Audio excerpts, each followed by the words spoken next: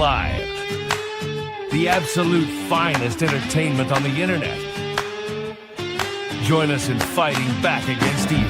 It's hotter than a blacktop in July, sweating like a sinner in a church, and I just wanna get out with my crew tonight and shoot at the lights. Got a couple 40s full of hops and fun, looking for a good time, gotta live it up. Leave behind the city, hop inside my truck. No, we don't give up.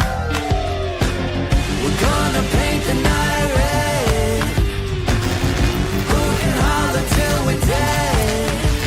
We're down to turn up, we're up to get down, saying hey y'all. Thursday night, 8 p.m., the Planet Hank live show, the Brattleboro News recap show. And tonight's show, much like all of the other shows, is going to be amazing. We have a stacked schedule tonight. Very first thing right off, we are going to be interviewing Representative Zach Harvey out of Castleton, Vermont. And I think it's going to be a really good and revealing introduction to Zach for those of you who might not know him.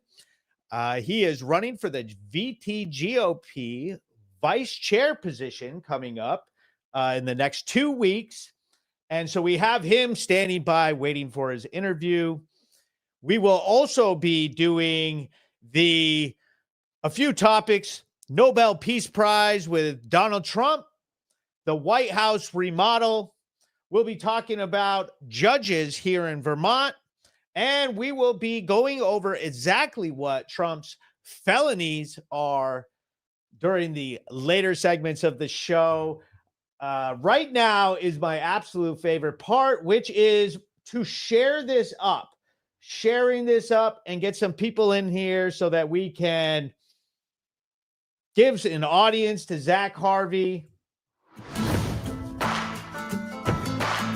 Thank you to everybody who takes part in this. What I'm going to do right now is put a nice little message, interview with Vermont Rep Zach Harvey. And I'm going to share it up some of the very best groups in the state of Vermont and beyond. Chester, VT Unleashed. You know you've seen my face before, so let me tell you something. The Planet Hank locker room, the finest group. If you're not part of that group, I want you all to rush over to the group, join it up, Scanner Gossip, Mature Member Scanner 2.0, MAGA Vermont, which is a group which has blown up in the last 6 months, 802 VT Alliance, and I got some other ones in here. Do you still want me? I got a bag of money, honey, and it don't belong to me. People in there tonight. Let's see who's in the comments up here early. My boy Jeff Bush says, yo, Underground Hustler all the way on YouTube says, Planet Hank all the way. So here's the thing about this show. We stream Thursday nights, 8 p.m., and we are multi-streaming on several platforms, Facebook, YouTube, Twitch, and X, which always shows up. Elon Musk's X account always shows out having the most viewers. If you're not on X and haven't followed me yet, make sure that you head over to x.com and look me up at Planet Hank 1. You'll find all of my content.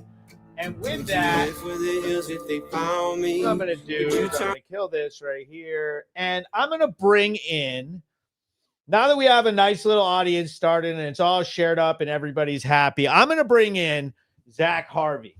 And if you don't know this guy, he is Very nice. And I think that you are really going to like this guy. He's up from a little bit north of here in Castleton, Vermont, and he's got a lot of stuff going on. But I think that it's somebody that you guys will be able to support. And here he is, Zach Harvey. How are you, sir? Hank, I'm doing well. Thanks for having me. Yes. So can you give us like a nice little introduction, say hi to everybody, and sort of tell them about yourself and, you know, your mission? Yeah, no, well, and listen, I'm a huge fan of the show and thrilled to be joining you Thursday night at 8. And I mean, your following is just amazing, right? So, I mean, I give you a lot of credit for what Thank you're you. doing and millions of views across platforms. So, I mean, you are the star of the show. And I feel like I'm coming on to Jesse Waters or something, or Sean Hannity.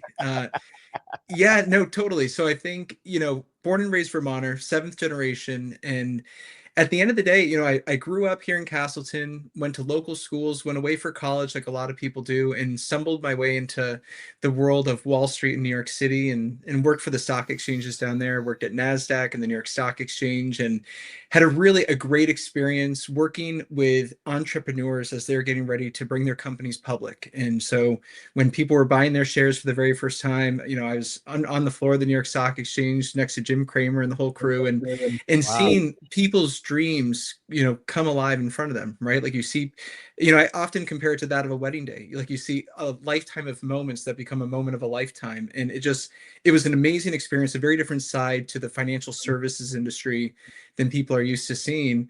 And ultimately ended up going to the parent company of New York and worked as a chief of staff, head of strategy there. And at the end of the day, ended up coming back to Vermont, and it honestly was the easiest decision that I've ever made. And it was one of those things where it was, timing and opportunity intersected. It was the right place at the right time, and ended up getting appointed into this House seat by Governor Phil Scott. And I'm very grateful to him and the people of Castleton for putting their faith in me and trusting me to do this. And it has been the ride of a lifetime. And I think even more than, being able to say that I've served in the House of Representatives, alongside my great grandparents who were both representatives as well. I've gotten to serve my neighbors and my family and my friends and in the community that I grew up in. And so for me, I don't think I could have imagined a more fulfilling or rewarding next step for me in my professional career than coming back to Vermont, which I know is atypical. I'm probably the exception to that. But being a young person in the legislature, I mean, it's been extremely welcoming. I've learned a lot. I'm on the House Judiciary Committee, which I'm sure that we're going to talk about later on, and all the work that you're doing down where you are. And so it's been amazing. So I got two questions from all of that. What's the stock tip you got for me? Buy low, sell high. That's all I can say on stocks. So now it's been 10 months? Yeah. So is there anything that has stood out to you over the last 10 months that you can reflect on? Yeah, I mean, in terms of being a representative, I think, especially when I was appointed, I think a lot of the freshman legislators went into this process thinking, we're going to go up there and we're going to change the world and we're going to move and shake things and, finally knock some sense into issues that matter and really deliver an impact for Vermonters. And the thing that I think people underestimate, myself included, was just how strong of a control the speaker and their leadership team have on the body as a whole, right? So you can introduce all these amazing bills that would do great things to make Vermont more affordable, to reframe education, to lower taxes, to make our community safer. But if the Democratic majority doesn't want those bills to come off the wall in committee, they're not going anywhere. So I think that has been a bit of a reality that, I think it was expected that there would probably be some opposition, but I think the lesson that I took away from all of that is you have to find some really creative pathways around the majority to get the legislation through. Because I mean, at the end of the day, I travel the state from big cities to small towns and everywhere in between. And what I hear consistently is people cannot afford the state that we live in. And that's universal. I don't care if the letter next to your name is an R, a D, an I, a P, or somewhere in between. People are really suffering and really hurting. And that's the message that I convey when I get back to Montpelier. So you've announced your candidacy for vice chairman of the VTGOP. That's right. Is now the right time for you to throw your name in the ring for that? Yeah, I think I come back to the phrase, if not now, then when? And if not me, then who? And I think, a lot of us feel called for public service. And, I've been really fortunate to serve on the Vermont GOP and be involved in a lot of different capacities with the party. But at the end of the day, I think there is a really important role that the vice chair can play in terms of driving the strategic direction for the party. One of the things that I hear consistently from grassroots organizers across the state, and I know one person in particular who I really admire deeply, is Roy Spalding and his wife Kelly in Windsor County. I mean, these are two people who are so deeply passionate about our state, and I mean, they put their all in everything that they do. And I think they are two people that are shining examples of what grassroots organization can look like in the state of Vermont. And I'm really grateful to them and all of their efforts. And one of the things that I hear, though, from a lot of people across the state is they don't feel seen, they don't feel heard, they don't feel like they have a seat at the table, and they don't feel appreciated by party leadership. I'm looking to change that. I want people within the state party apparatus to know that they have a cheerleader in me. I mean, we've met each other at a number of events from Barrie to all over the state. And at the end of the day, it's really important for people to show up and be there for the grassroots organization, because without them, the party's nothing. Without them, politicians don't get elected. So it's people like Roy and Kelly that are really, I think, two of the driving forces in all the great things that are happening in the Republican movement here in Vermont. But going back to timing, I think there's a lot of strategic priorities that we need to look at as a party, and chief among them is getting ready for 2026. And if we do not have a strong leadership team in place, if we don't have the resources in place for the party and for our candidates, all of this is for nothing, because there's a lot of policies that you and I are going to talk about in a little bit, and they don't get done without Republican majorities. And that's the biggest thing, is making sure that we get Republicans elected. And that's my sole goal.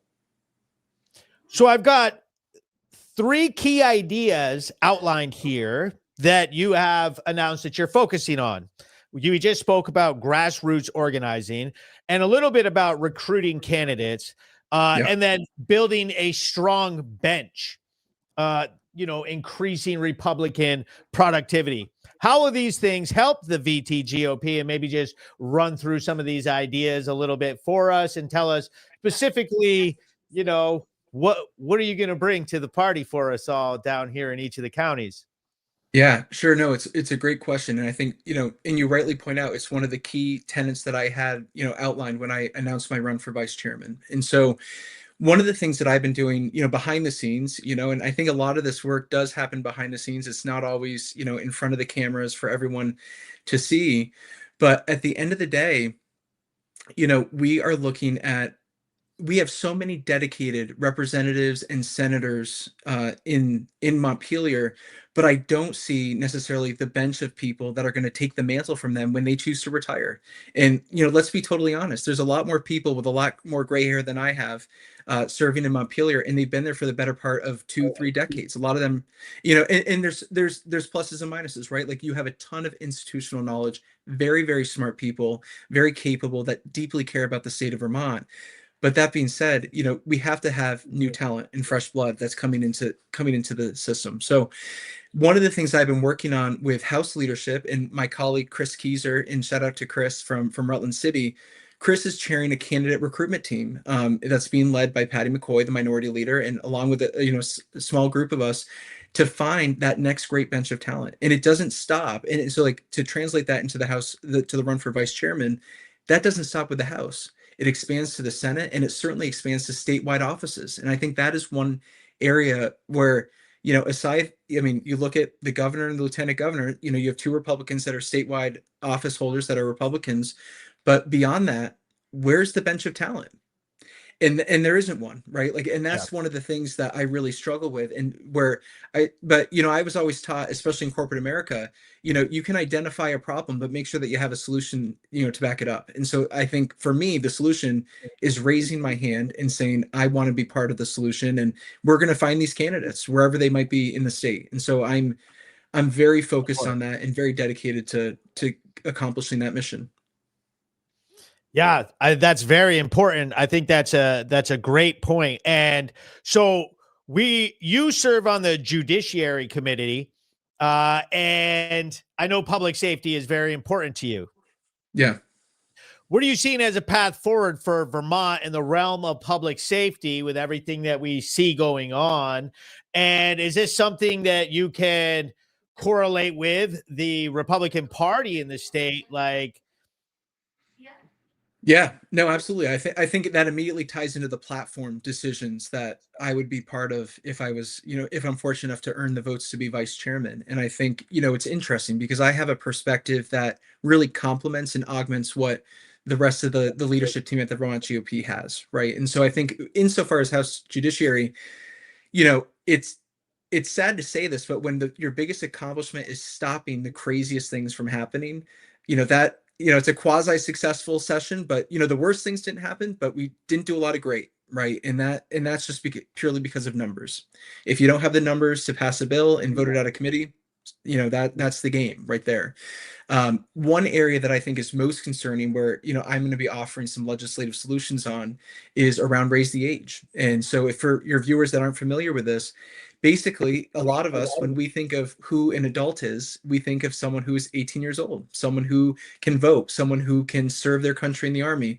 But in the eyes of a lot of legislators in Montpelier, the brain isn't fully developed until 26. I obviously, of course, don't subscribe to that thinking. But so what Raise the Age did is it took that 18-year-old threshold and kept bumping it up. At first, it was, of course, went to 19, then 20, then 21, and now it's at 22. So the example that I give when I'm talking about this publicly is, God forbid you have a doctoral student at one of Vermont's universities that might hurt one of a freshman at one of these universities. You're telling a 26-year-old that they're going to be charged as a child in the eyes of Vermont state law. yeah, And that's I know ridiculous. that you're shaking your head. I shake my head every time that I see this, and it's purely crazy. It's purely crazy. And so that's one realm of things, is having an accountability mechanism. Do you have any insight on why or what's driving the desire to switch this? Like, is this part of like a harm reduction attempt? Like, what is the science behind raising the age to all the way to 26, which I've got a situation here at 22, which I'll tell you about in a second after you answer this. But, do you have any insight on what's driving why they want this? Yeah, so I mean, best as I can tell is that you have a lot of diversion programs that are in the state that are probably being subsidized by the government, and you are driving all of this traffic over to these diversion programs instead of holding these individuals accountable, right? And that I feel like is probably and someone in the chat is saying compassion is the problem. And it's true. Like, we can take care of the most vulnerable people among us, but there is a distinct difference between having empathy and caring for people and not holding people accountable. And that's the problem that I have. And that's what you're seeing when I returned home to Castleton, which is just west of Rutland. You take a drive through downtown Rutland, and it is not recognizable in terms of the city that I know and love and grew up in. So I think that's where a lot of Vermonters are scratching their head, and they're saying, you know what, I don't feel safe in my community anymore. And it's interesting because I had a conversation with one of the state's attorneys, and they relayed to me that, Zach, at the end of the day, it's not these very violent crimes that make people feel unsafe. Sure, that has a role in it, but it's the petty crimes. It's when people's cars are being broken into, when people are doing, shooting up drugs on the sidewalk, when they're doing all of these things that erode the quality of life in their community. That's what doesn't feel safe. Because, to be honest with you, we see the headlines of these really graphic and heinous crimes, but we typically don't see them and we don't experience them firsthand. Whereas you walk in downtown Rutland, you see people. You walk down in Brattleboro, you see people. And so that's the big difference. And I think that's why, the work that you're doing is so important, is shining a bright spotlight on the problem in the state that's totally systemic. And then, the whole other conversation, moving beyond raise the age and the accountability function, is what do we do with drug traffickers? And, and I think this kind of ties into the court conversation as well, is that what the Democrats on House Judiciary have done is they have systematically removed mandatory minimums. And that is, I think, is one of the most dangerous things that has happened in Montpelier, because all of a sudden you're removing the guidance from the judges. So if a judge does not have strict guidelines in terms of what the sentencing requirements are, they are going to, it's going to be a lot It'll be looser than very probably low. what it should be. Yeah, it's going to be a lot looser than what it should be. So It seems like that's it one of the has bigger things. mandatory caps as the legislature's written. It seems like is written in terms of there will be no more than 10 years for Right. this. It's got caps instead of mandatory minimums. Exactly. Exactly. And so they've totally inverted the conversation, and they've moved to the caps instead of minimums. And then they also say, well, you know what, we don't want to charge this in criminal court. Let's divert it over to family court, even if it's a heinous crime. Right. And so, listen, no Republican in the state is looking to do draconian laws of, punishing a 16-year-old who makes a mistake. But that's not what we're talking about. We're talking about organized crime. We're It talking about depends what the drug. mistake is. It depends what the mistake is. Sure. In case by case, right? But I'm talking like petty theft, right, from a grocery store or something. That's not something that we're going to lock someone up over. They made a mistake, but Wait. Oh, there you go. Yep. Audio's back. Good. Yeah. So I've got to tell you about this situation that raised the age here. We have a story that I reported on where a young man was stabbed to death on Flat Street here. And now the perpetrator or suspect that's accused in this is 19 years old, and he's in jail now waiting trial. And they have tried to see if this is going to be tried as a youth or what they were going to do, but he is going to be tried as an adult. He didn't qualify for whatever the parameters were, so that was thrown out. And his mother is always a supporter of all the things that I do. She found me through my coverage of the situation because I get out there on the streets and show this. But it's sort of a perfect example of raise the age where I don't think that it applies,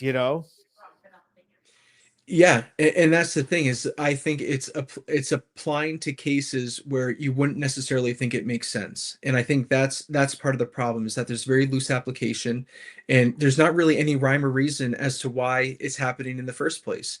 And I see this comment from Bobby K on screen talking about Brattleboro becoming Burlington. I think one of the most interesting storylines that nobody's really talking about is you have the progressive leadership up in Burlington, and you have the city council up there.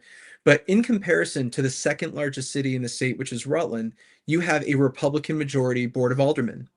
And so I think one of the interesting contrasts that we can start seeing is what happens in a city where you have progressives that have full run of show versus when you have that Republican counterbalance, people that are pro law enforcement, people that are talking about accountability, cleaning up the streets, making our communities safe again. And so it is a really interesting storyline that I know that you'll be covering, into the next election cycle, but it's going to be a really important one because, that there really is that last line of defense. And, if the Democrats end up retaking their supermajorities, it's going to be a rubber stamp for a lot of these policies that the governor's not going to have any control over because they're going to be veto proof again. And I think that has been the danger in the last, number of years, close to 20 years of Democratic rule in the legislature. And again, going back to the vice chairman race, that's just another reason of many why we need very strong leadership, at the top of the helm. And right now, the vice chairman position is sitting empty, and so that kind of goes back to this whole conversation of making sure that you have leaders in those seats that are capable and able to do the job that they need to do. Yeah, there's a lot that needs to be done for the Republicans in this state. Sometimes I spoke about it at one of our events recently where it was like, sometimes it feels like we're not allowed to do anything, and it's just not the truth. There's tons of people in Vermont who are Republicans, but Definitely. we sort of need, as leadership, we need people to show others that it's perfectly okay to be a Republican, that you can go out, that you can publicly say it, that you can show yourself at events and organize and say what you want to say. Those are things that sort of, I think that a few years ago, I think we've made a lot of progress from where we were around COVID and other issues in this state. It has ups and downs.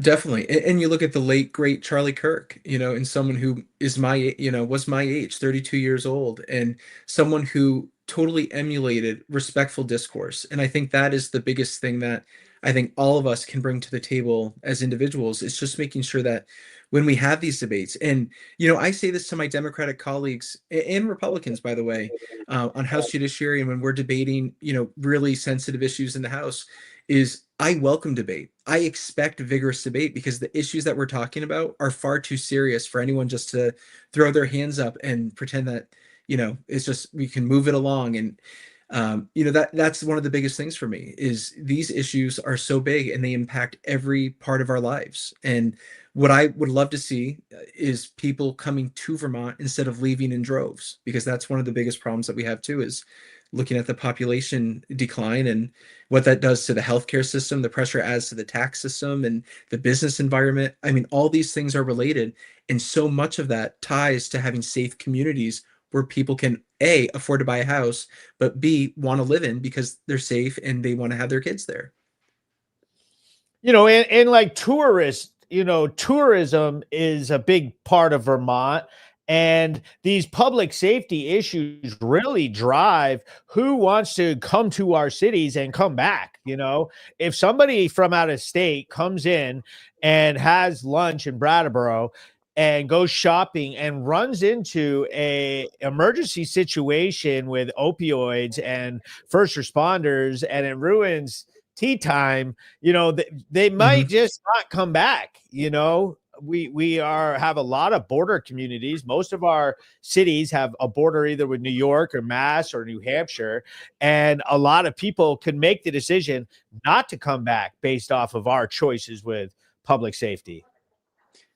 Yeah, no, that is absolutely spot on. And you look at what's going to be happening up in Killington. You have a $3 billion infrastructure investment that's coming in to Killington from private equity. And, think of what that could do to the surrounding communities, the jobs, the restaurants that are coming in, hotels that are being redeveloped, construction jobs. I mean, all these things that are going to be bolstering the community. But imagine if people just stop coming to the Rutland area because they're afraid of crime. And that's a real concern. You rightly point that out. It is a real concern. And if people don't come back, everything that people have been working on in terms of development and creating new infrastructure, business opportunities, it evaporates. And so we got to do something. We got to do something. We have to do it quickly. And as our budgets are broke. We are in a money problem with all of our local budgets, our state budget. Well, we have a spending problem. It's really not that we're broke. It's that we've got some priorities getting pushed through for what we are spending on that might not be the right choices. Are there any spending choices that, you might think would be used in better places? Well, so here's the thing, is one of the scariest phrases that I heard in my entire time last session was a progressive Democrat, progressive senator from Burlington saying, we don't take raising taxes lightly on Vermonters. And we said, no, Senator, you do it heavily. Like, there's no shame in terms of what they want to do in just raising taxes at every step they get. And, it is interesting because a lot of times we hear chatter about, well, why don't we just raise taxes on out-of-state homes, right? And that there's certainly a debate to be had there, looking at the ski areas. But if those people don't come back, like back to the last conversation, if those people sell their homes and they don't come here to spend money, all of a sudden that impacts the local economies, right? You see Stowe that could collapse, Killington that could collapse, Stratton and Manchester that could collapse. I mean, so there's a lot of money that's coming in. And, the governor, rightly pointed out, he goes, the solution here is not raising taxes on some people that have homes here. It's lowering taxes for all Vermonters. And so I think that is the biggest thing that, a lot of us are looking at with the education reform, is you have to balance making sure that you maintain local control for a lot of, the small schools that have a lot of pride and joy in communities in Vermont, where probably, their parents and grandparents may have gone to school, but also balancing that with lowering property taxes. Because I can tell you, there are some communities, I think of Dorset, Vermont, which is down in your area. Dorset, they had 100% property tax increase. There are places it's crazy. How can anyone afford that, right? And so, or justify it. How could you be downtown and put on here's what we'll do, 100% increase, and then mail that out to everybody? and these people get, and all of a Got sudden elected. they get reelected. They get elected or reelected, right? And that's the craziest thing to me is, there seems to be a disconnect there between what people can afford and what, a lot of politicians and bureaucrats are saying, let's just keep, tax and spend. And you have a budget that has ballooned to close to $10 billion from just seven and change, a number of years ago. So like what is accounting for all this? And you look at education, it's ballooned incredibly, and we're actually educating less children in Vermont, but the budget is increasing. So, Everything's increasing. square that circle, right? Makes no sense. So a lot of times I talk about things that are like the actual stuff that's getting voted on doesn't represent the best interest of Vermonters. Like for the homelessness spending that we have and the increases in the hotel voucher program.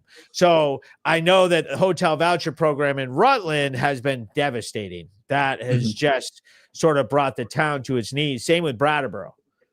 So when I look at politicians who are voting in favor of increasing those programs, and representing those specific communities, it really makes me wonder, what do you think? Yeah. So, I mean, specifically on the hotel voucher program, you had a policy that was obviously a COVID era policy that came about for about $45 million that, was originally budgeted for that program. I'm not going to ask you to take a guess, but the latest data in terms of how much has been spent from COVID onward is close to $500 million of Vermont taxpayer dollars that has gone into the hotel motel program. People have abused the program. They have made multiple people millionaires through this program, because you have developers coming in, buying these hotels and renting them back to the state. And the thing is, at the end of the day, and this, is you go into any of these hotels, you typically have to wear a gas mask because, I mean, it's almost like you have to have a hazmat suit. In there all the time. It's terrible. You walk in, I mean, it's totally rancid. There's needles and drugs. I mean, oftentimes murders and assaults happen in these locations. So it has created this really dangerous ecosystem of where a lot of crime and abuse is happening. And that was not the intent, right, for this program. The intent was to help Vermonters. And that adds a cost. It is a cost. And it's not only just on top of the program cost. It's like, that's like a secret extra cost. Right. And it's not even just a tax cost, but it's a cost on society, because all of a sudden you create these, ecosystems where all this is happening, and you don't want to be shopping in downtown Rutland with all these people walking around, or in downtown Brattleboro. It's dangerous. And so we have to do something there. And the governor rightly has looked at that and has, adjusted and removed a lot of the funding for it, because he's like, this just is not sustainable. We can take care of vulnerable people, but this is not a sustainable program. And it's way beyond the scope and scale of what was originally intended. We need some accountability with it. Like I mentioned, the response cost and the danger that comes with it, because you hear a lot of advocates for this program and other programs around the drug issues in Vermont. And they'll say things like, what difference does it make if someone's high in their hotel room or is in a state of overdose or being high? This came up at a Brattleboro select board. And the answer is the woman who got run over in Putney by the intoxicated on fentanyl driver who killed her, injured another woman. And I did the coverage of it. And we showed it. That's the danger.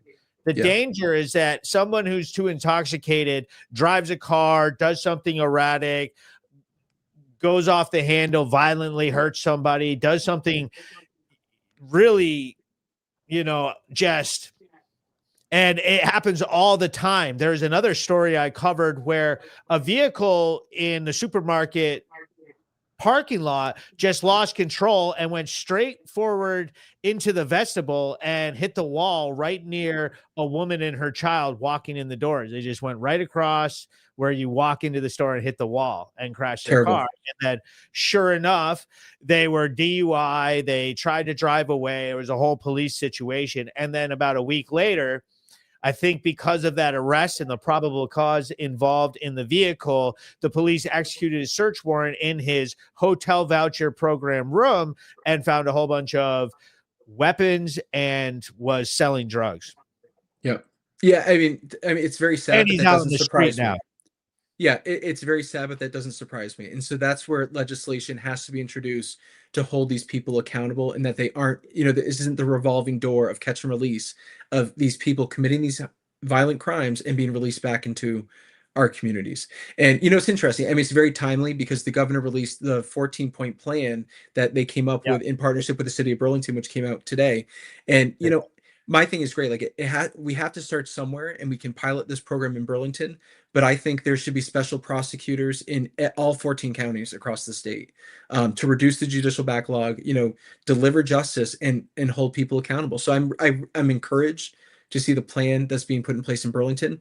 But there certainly is a lot that can be done across the state as well.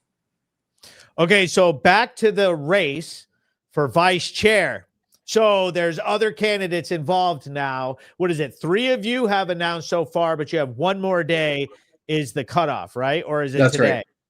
It's tomorrow. Yeah. So there could be, hypothetically, there could be more jumping in the race, but we'll see what happens. Okay. Just, it depends how this interview goes, really. Yeah. It's all hinging on this, Hank. It's all hinging on this.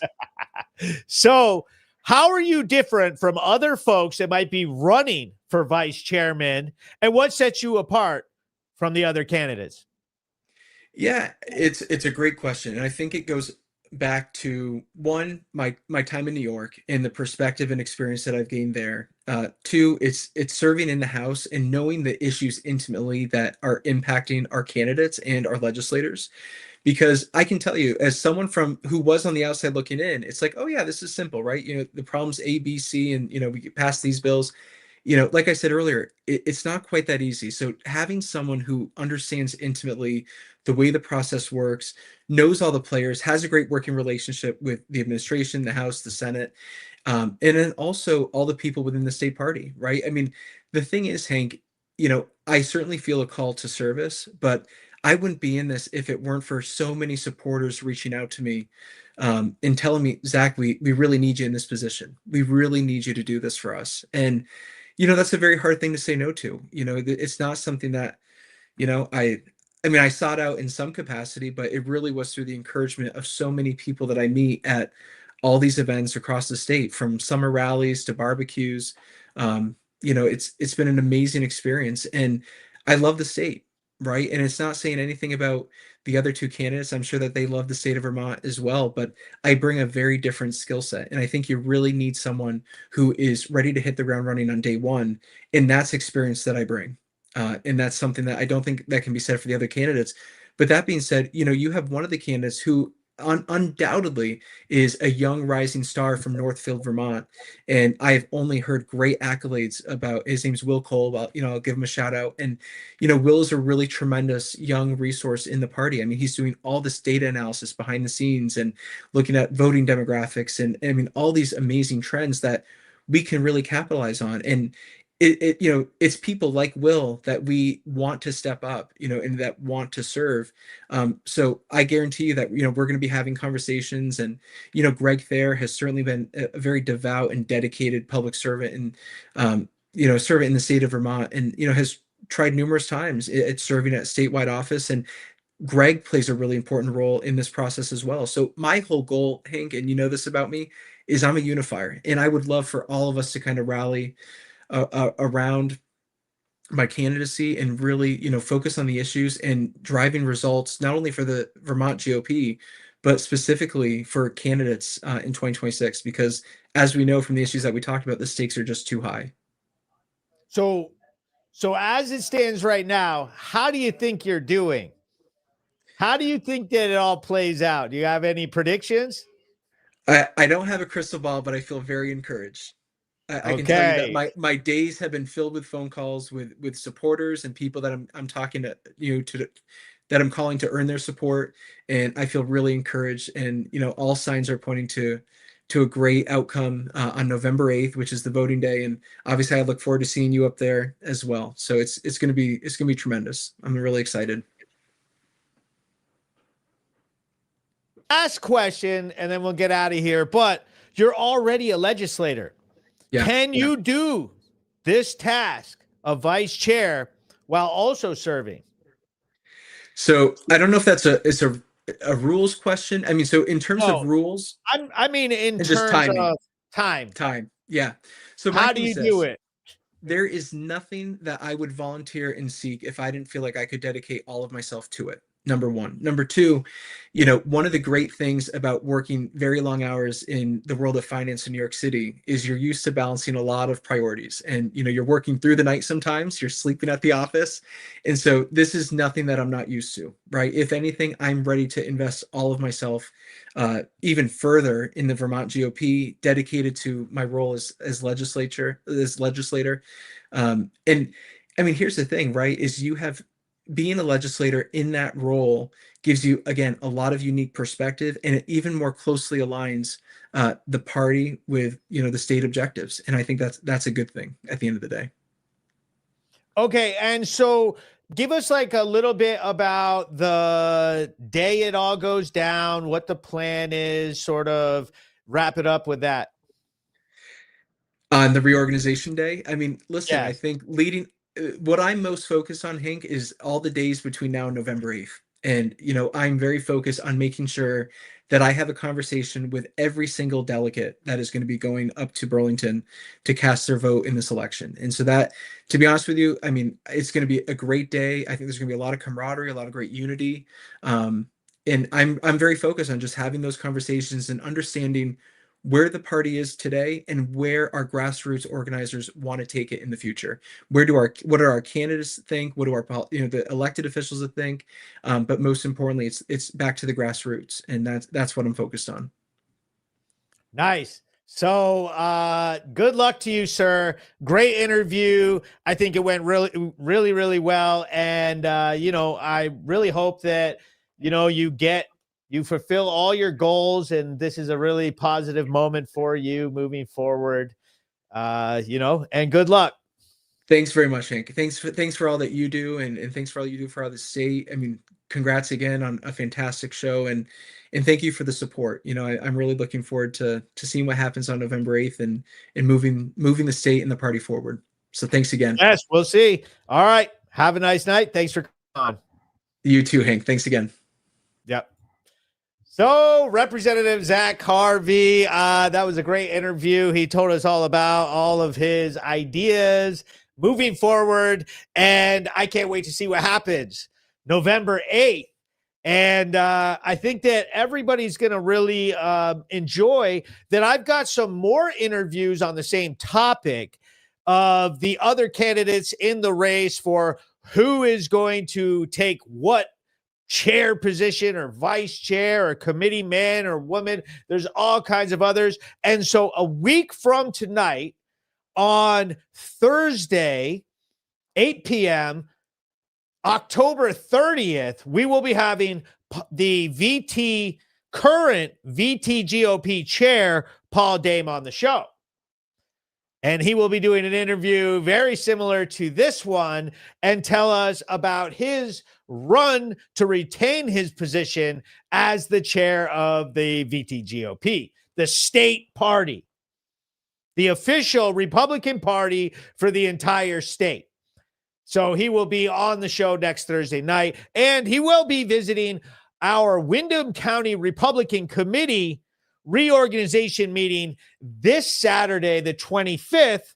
We'll be having a reorganization ceremony along with a potluck, and we'll be having certain speakers. Like, I know the two candidates for chair and some of the candidates for vice chair. Oh, shoot, I didn't invite Zach, but Zach, if you listen to this part, I would formally like to invite you to our reorganization meeting on Saturday, the 25th, here in a couple days at 11 a.m. at the church on Burge, and we will be doing our reorganization. And I'll give you an opportunity to be able to talk about your candidacy directly to some delegates that you need to vote for you. So it's there for you. It's available. Thank you for everybody reposting the stream, sharing it up, doing what we always do. What a great interview. I really liked that one. Planet Hank Live. The absolute finest entertainment on the internet. Join us in fighting back against evil. It's hotter than a blacktop in July, sweating like a sinner in a church, and I just wanna get out with my crew tonight and shoot at the lights. Got a couple 40s full of hops and fun, looking for a good time, gotta live it up. Leave behind the city, hop inside my truck. No, we don't give up. We're gonna paint the night red. Broken holler till we're dead. We're down to turn up. We're up to get down. Saying, hey, y'all.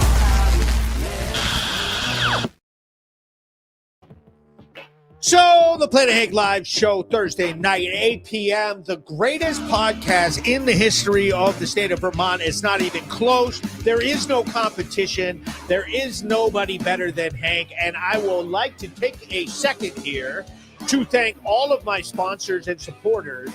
If you have a business or a company or anybody who would like to advertise with the Brattleboro News Recap Show, the Planet Hank Live Show, any of the work that I'm doing, taking over the state of Vermont, getting ourselves back on track, tell me and I will put you up there with the Patriots, with the finest companies in the land, such as King's Electric, residential and commercial electrical contracting. These Patriots absolutely love supporting the Brattleboro News, and I appreciate everything from them and how they fight back against the corruption and the BS happening in our state.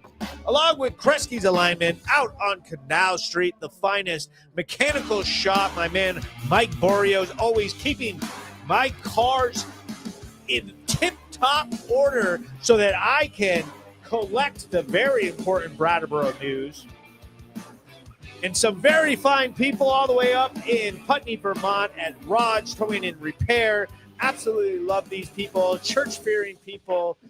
Family-owned business. And, of course, my homeboy Mike O'Brien, MOB Pilot Car LLC, keeping our highways safe. And the greatest pack in the land, Real Progress, out here. Keeping it real in Vermont.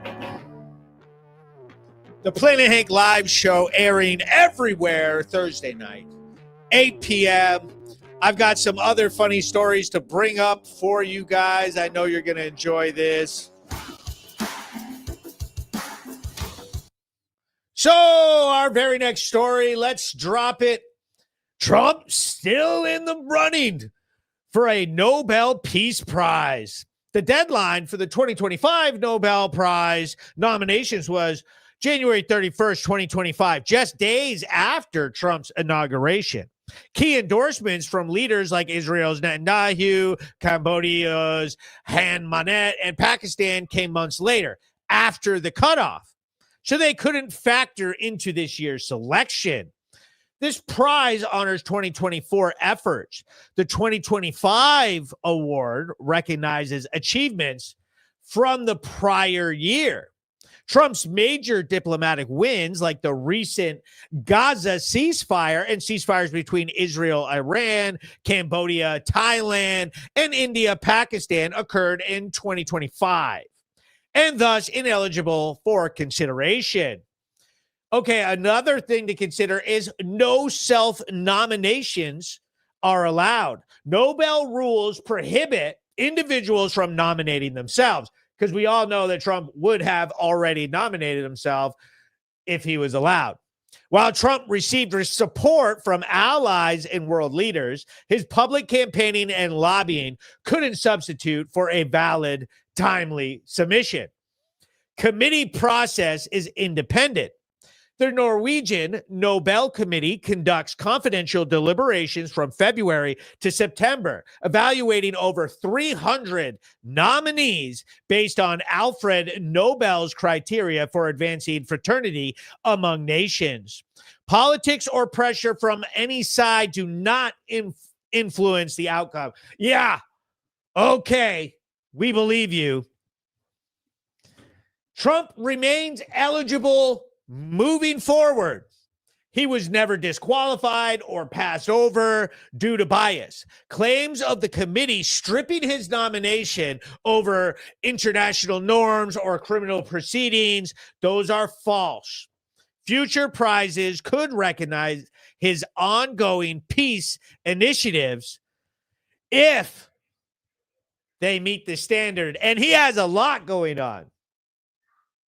For everybody who became panicans and said that, man, we're going to be at war with Israel and they're controlling the country and Hamas and we are going to bomb Iran and send our children off to die and all of this, World War III.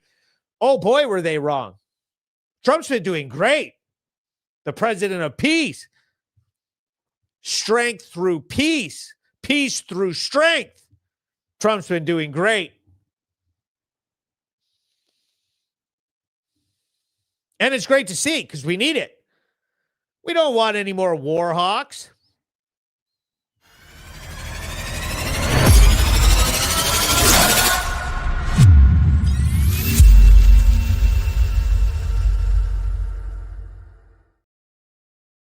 Oh, this next video has me dead. This is hilarious because of the outrage.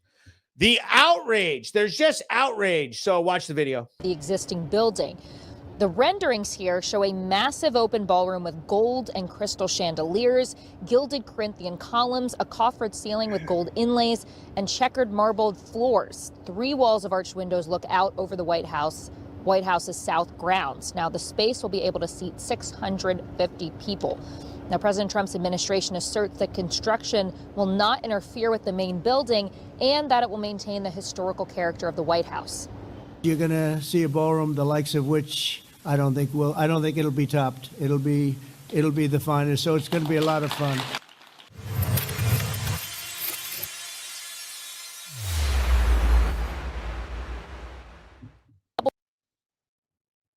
So the outrage. Trump's tearing down the White House. They were on The View saying, that's our house. That's not your house, man. That's our house. And saying that he shouldn't be doing it. So President Trump's White House remodel, including the new $250 million ballroom, is fully funded by private donations from American companies, patriots, and Trump's personal contributions. No taxpayer dollars are used, as confirmed by White House announcements and construction updates. The East Wing, built in 1902, the last majorly renovated in 1942, required full demolition for safety and efficiency. Engineers determined it was cheaper and more sound to rebuild entirely, echoing the 1948 Truman reconstruction that prevented collapse due to weakened foundations. It's an old building. There's tons of stuff being done to it. It's always being maintained and refurbished and all of this. So the idea that the left is having a meltdown about stuff that's happened all throughout history is priceless, but we've seen this, so it's really to no shock to anybody, you know. The circulated image of a destroyed White House shows authentic demolition of the East Wing facade starting October 20th, 2025. Not damage or ruin, but controlled construction by crews to clear space for the ballroom. Claims of total destruction are exaggerated misinformation. Throughout both terms, Trump has donated his entire $400,000 annual presidential salary quarterly to federal agencies like National Park Service, Department of Education, HHS, and DHS, totaling over $1.6 million in his first term alone, fulfilling his 2015 campaign promise. Trump has used his own funds for national causes, including donating his first 2025 salary to White House renovations via the National Park Service and committing personal money to the ballroom project. He's also self-funded $66 million of his 2016 campaign to support the country without relying on donors. He's been generous the whole time. He hasn't taken a dime. He also paid for those new flags that went up in front of the White House. So this outrage over remodeling, I mean, come on. $250 million ballroom, it's huge, and it's awesome. And so I don't know what the outrage is over. I think it's great, and we'll see what happens. But Trump is pretty savvy with construction projects, so I can only imagine that this is going to be something that we can all remember. I mean, he's, in his final term as president and doing this huge construction project. We all know something that he loves, so I can only expect him to make sure that it's flawless and only the very best work being done, and it's going to be something that's with our country for centuries. So I think that it's great.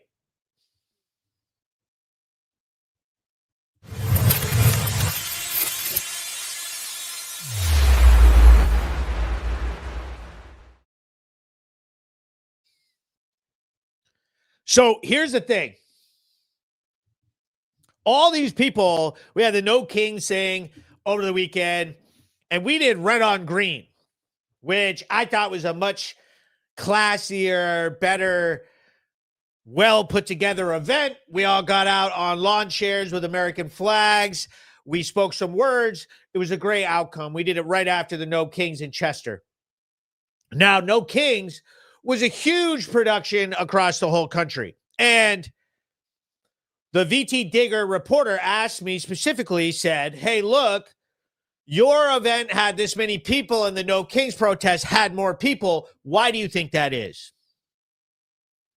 And I very simply responded, well, if you take a look at the spreadsheet that circulated on the internet, the No Kings protests were heavily funded by over 75 organizations, including organizations with huge dollar ties to George Soros, Warren Buffett, all kinds of billionaires, Bill Gates, and had millions, over almost $100 million in funding to promote and market and pay for and make sure that these No Kings protests were stacked full of people. There were even Indeeds.com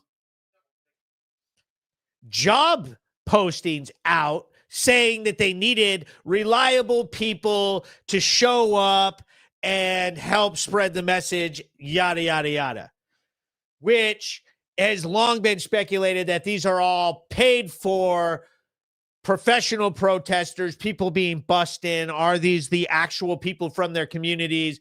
It's got to have some staged aspects to it. We saw carloads of face masks and protest stuff. We've seen pallets of bricks dropped off for rioting purposes. And so the protest industry is booming, especially with No Kings dollars pouring through. And one of the things that happens at No Kings protests across the land is that several, I would say 95% of the people don't even know what No Kings is for. They don't know anything about who they're protesting or why, and they're just mad about Trump. And they'll say things like no due process, and they don't know anything about what actually made Trump a felon and what the discussion was all about. Most people can't even explain it. So I'm going to go over it a little bit. In July 2006, Donald Trump had a one-time consensual encounter with Stormy Daniels at a Lake Tahoe golf course. They had no ongoing relationship.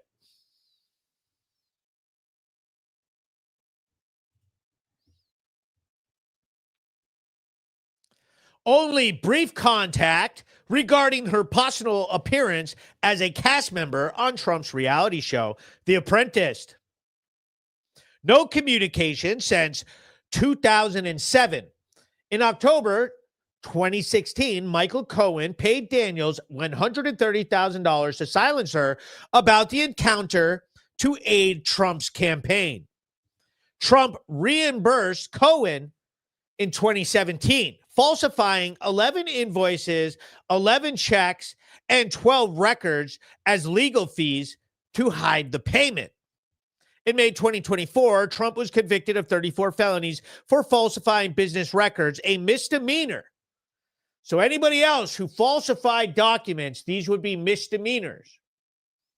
But it was elevated to a felony for concealing an illegal 2016 campaign boost by hushing Stormy Daniels. So basically, since it benefited his campaign, it was increased to a felony. A misdemeanor increased just because it was Donald Trump. In 2025, Judge Juan Merchan gave Trump no jail, fine, or probation due to his presidency, so felon insults lack weight in the 2023 civil case. So Trump was liable. Let me make sure here. In a 2023 civil case, Trump was liable for sexually abusing E. Jean Carroll in 96, not rape, paying $5 million. Civil cases don't lead to jail, and this wasn't criminal due to statute of limitations. And we all know that got way out of hand with her, with Trump making all of those statements about her, and they kept ruling him to shut his mouth, and they wouldn't. So the law that DA Alvin Bragg charged him with in 2023 after Cohen's 2018 plea revealed the scheme. In 2025, gave Trump no jail. Okay, so he was convicted of 34 felonies for falsifying business records, a misdemeanor, elevated to a felony for concealing an illegal 2016 campaign boost by hushing Stormy Daniels. And that's really it right there.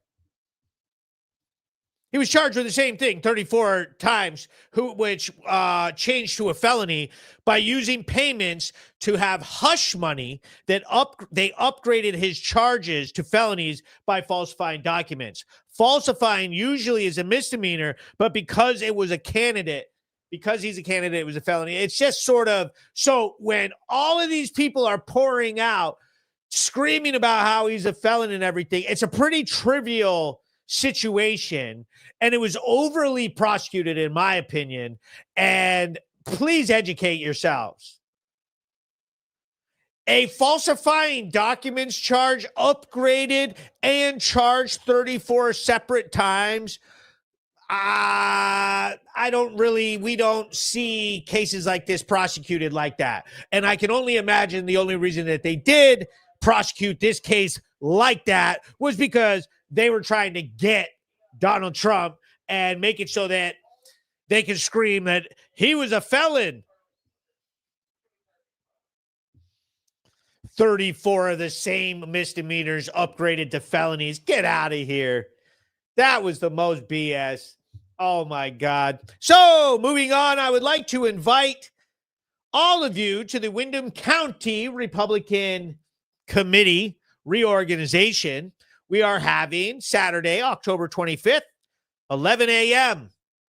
You're all invited. Come out, support the Republican Committee. We can also we can bring you in as a member. We can show you how to get involved with us. We have all kinds of committee openings. We have all kinds of opportunities for you to get off your couches, start getting Vermont back on track, and get yourself involved with some politics in a political organization, the very best organization, the Republican Party.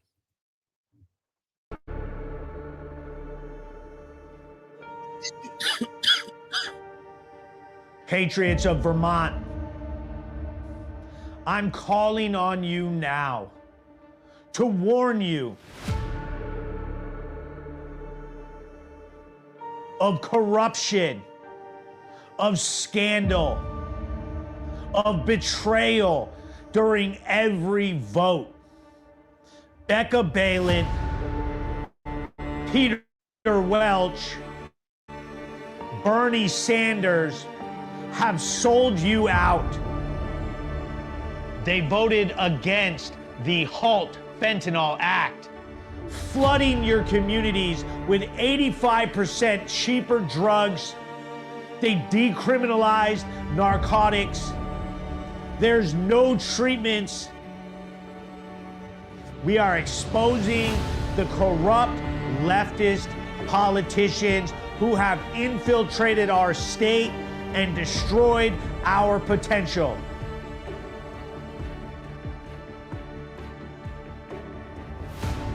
Join me. Fight back. Stand up for yourselves. Do what's right for the state of Vermont. Do what's right for our children. It's time that we come together and kick these people out of our state. Join me, Planet Hank, in fighting back, fighting for Vermont, fighting for America, fighting for our children's futures. We have to turn this around before it's too late. Crime rates and drug usage rates in the state of Vermont are out of control, and they have tried to defund the police every step of the way. Fight back with me, become a patriot, and let's get this done for the Green Mountain State, because it's the right thing to do for Vermont and for America. Goosebumps. I get goosebumps every time I play that one. I know everybody loves that one. Shout out to everybody watching. I wanted to go over this real quick. So Superior Court judges applied to the Judicial Nominating Board requiring 10 years legal experience, including 5 in Vermont. The board interviews. All right. So for people that don't know what we're talking about, let me throw this up. That's Judge Treadwell, Wyndham judges. So it's a very local thing to do, which is complain about the judges and always blame everything. Anytime someone gets arrested and everybody thinks that they should be in jail, and then they get out the next day, everybody rolls their eyes and goes, "Oh, Judge Treadwell." And sure enough, they look, and this guy here, Judge Treadwell, lets him out for whatever reason. There's all kinds of reasons why. It's not so cut and dry and easy to blame him, but it is kind of fun to do, to just blame somebody for everyone. So here's the process. They need 10 years legal experience, including 5 in Vermont. The board interviews and selects qualified candidates by 3/4 vote. Then they forward a list to the governor for appointment, Governor Phil Scott, followed by Senate confirmation for a 6-year term. Retention is by General Assembly vote, no re-election needed. So that really is it. You know, the governor has a lot of power in this, along with the board that selects them. So if you meet all the criteria and they select you, they send a list to the governor. And the governor is going to appoint. So this is another power that makes it crucial for people to get out and vote and understand. And for the Republican Party, especially, you got to be putting up candidates. You have to be getting people and recruiting people that are going to uphold our values. So when you're sitting here going, why are they letting everybody out of jail? Why are we decriminalizing drugs or having fines or very minimums? So they removed, like Zach said in the interview, they removed mandatory minimums. And now we're dealing with chaos because judges can just basically let people out with very little or no punishment at all, because there's no minimums on drug use. There's no minimums on crime. It's just, And so the tone of everything across the board is wrong. And we need to get some judges that represent what our values are and what the best interests of our communities are, and get rid of this harm reduction, super liberal mindset that they need to let criminals out and up the age to 22 and 26 and beyond, and basically defund the police across the boards and tear apart, our offices and our courtrooms. It's ridiculous. So Vermont's merit-based system removes party bias. Candidates are evaluated on qualifications, not affiliation, which take that as you can. Judges must resign political party membership upon appointment. So you can't be, you gotta quit the club. Ensuring impartiality from free partisan influence. So here's another twist. Assistant judges or side judges, lay officials who assist in civil and family cases as fact finders alongside presiding judges, and manage county budgets. Assistant judges in Vermont are elected by county voters every 4 years during general elections and must be county residents. No legal degree required. Vermont is the only state with this system. So you hear that? A primary judge can get put in place by the governor. After going through the board and getting nominated and put on the list, the governor gets to select and put into place the primary judge. And now these assistant judges or side judges, and you will see all kinds of crazy stuff with this, but this is from county ballot. And that's every 4 years. And this is very important. So when you're down voting at the county level, and our Republican committees at the county level, we need to be thinking about who is qualified and how to get judges that represent what we want. So when we vote and when we campaign for who to vote for, that we have some serious insight as to who is going to become our judges for family court and criminal superior court for the primary. But family court, we're having the voters pick crazy progressives, and then we're going down to court and wondering why you don't like what's happening in the courtroom. Because we need to get the judges who are going to represent the best interests of our communities, not some outside narrative or liberal bias that's so popular and trendy in some of these groups and sort of seems to be driving what's been happening in our courtrooms. I don't think that very many people who have been victimized by drug addicts and communities that are afraid are very happy when these judges are pushing liberal narrative in their rulings and letting people out on harm reduction to offend again, such as the mother of the slain man on Flat Street, whose perpetrator was also arrested for using a knife at a gas station during an altercation where he was trying to rob the store of some merchandise and pulled a knife on the store clerk who was trying to stop him. A week later, he allegedly murders somebody, and we're wondering what's wrong with our system when this type of stuff keeps slipping by in these very extreme cases. And then it makes me wonder how many other cases of this revolving door. I mean, my Brattleboro News shows this straight up.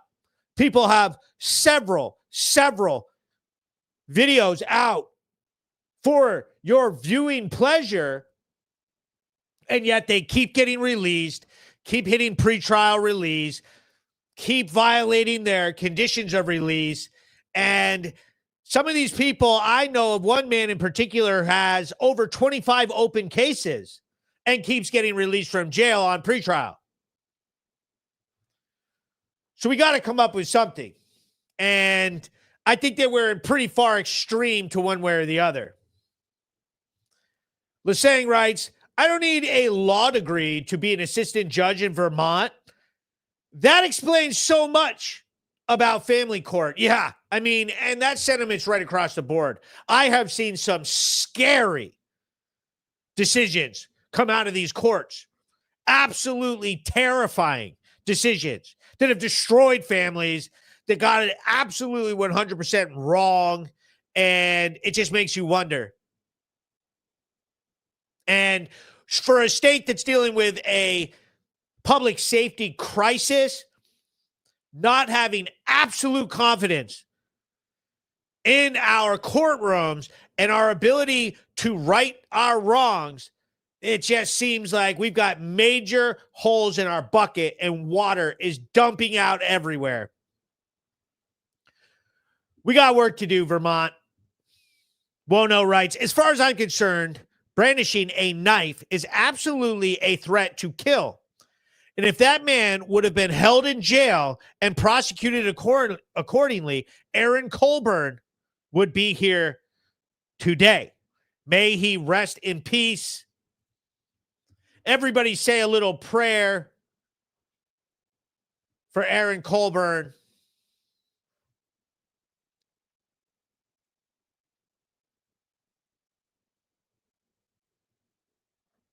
We got to get it together. Town of Brattleboro, Windham County. We got to get it together on this case. They even tried to prosecute him as a minor under the raise the age, but he did not qualify. So he will be charged as an adult. It's inflammatory that it even came up at all, that they even tried. Like, who brought that up? Whose idea was that? Like, really? That was your plan? You want to reduce the age? You want to raise the age on a kid who pulled a knife at a gas station and then stabbed somebody on Flat Street all within a week? What's your motivation? What's the motivation behind something like that?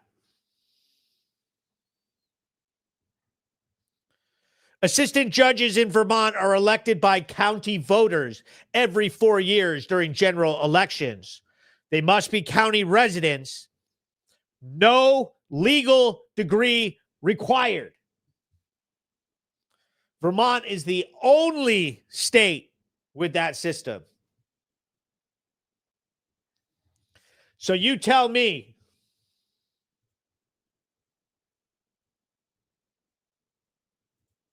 the Planet Hank Live show, the Brattleboro News recap show, the absolute finest form of entertainment available in the state of Vermont.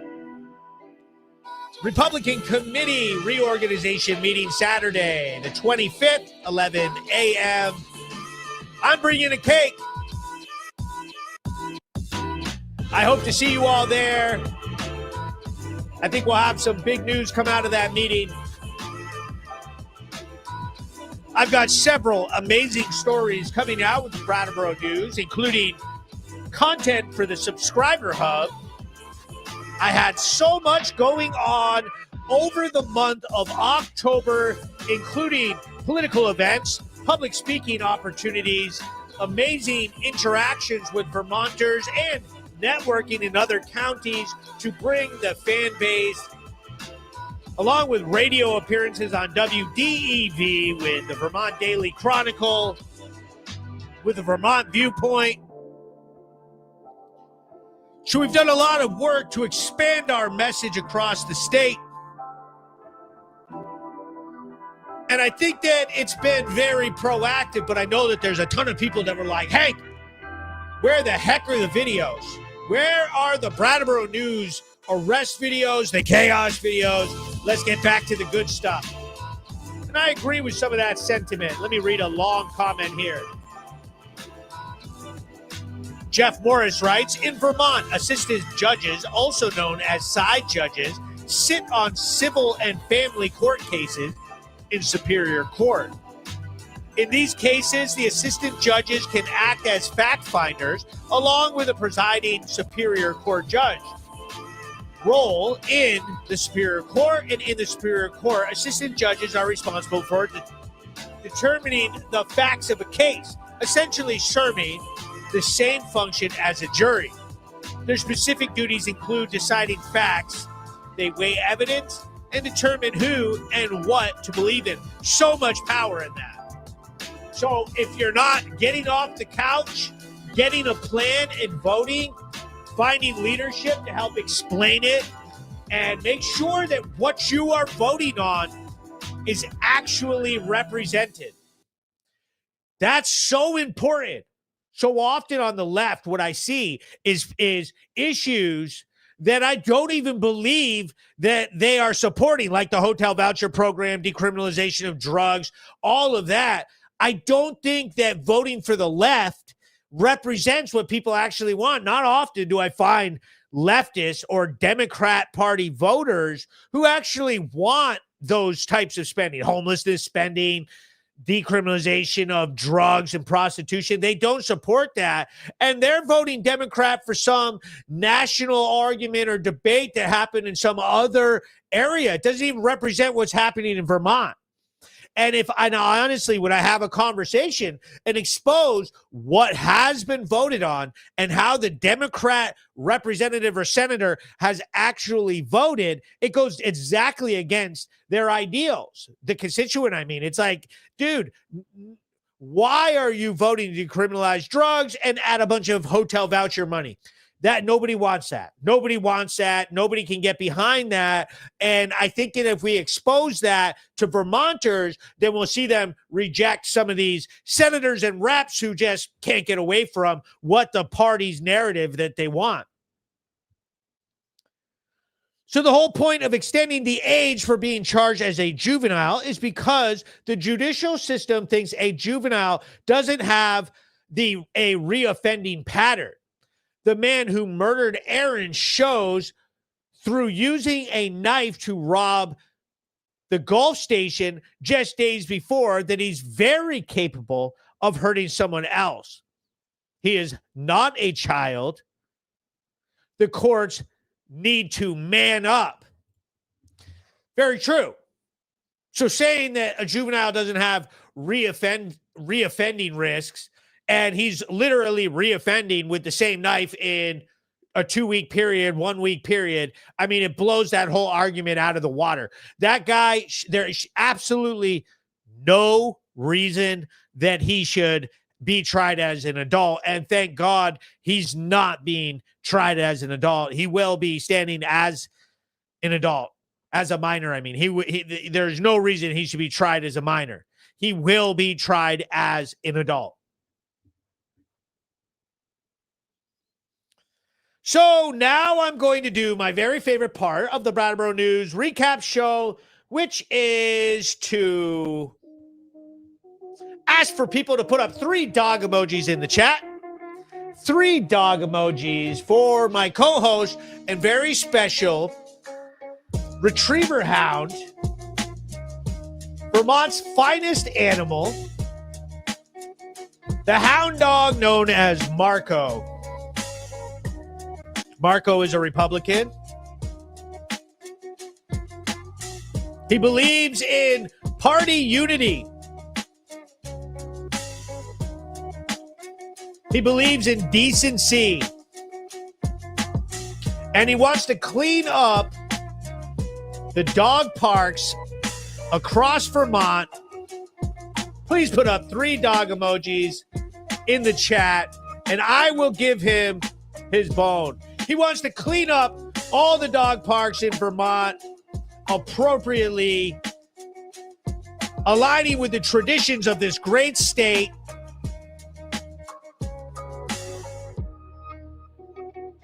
He wants to keep all the liberal dogs out of the parks.